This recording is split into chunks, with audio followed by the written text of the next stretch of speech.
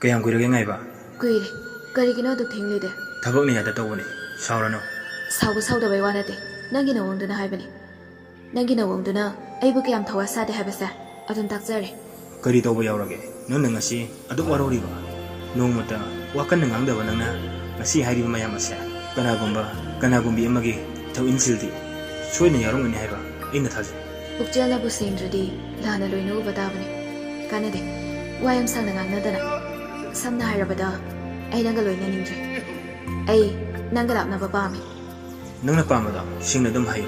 Nangi aning pama mathungna ba honabada. Mi amagu maral sibadi nang langani. Nangna iga loina ningdabada. Ai shimaram khan. Nangna iga loina ningdabi maram. Ai lairare. Imatik zade asinatra. Mani madu mangnai gi apamba. Aina khalibasa haujikti nangna sana wakhal tajare natra. Ai nanga lapna ba kainabadi ingambani. Adubu ai nangbu kaubadi ngamloi. Hingbagi wahanthok leitraba punsi asina nangi nafamda amuk hani yeloi. Adubu nangi aningba apamba mafangnabu hotnabada aibudi iral sibiri. Masira nupi na khoi puja. Masira nupi na khoi thamoi minungsi do khangdaba. Ai ngasidi nupi na khoi sha akiba faure. Kiba tabane. Thikne banana awamba thakpa nadi ahangba diada tholiba phajara thaja mahaksa.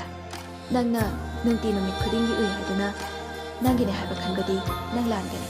Ngasidi nangi wakal pumba napa ngaktaba ngamde nangi wakal lo.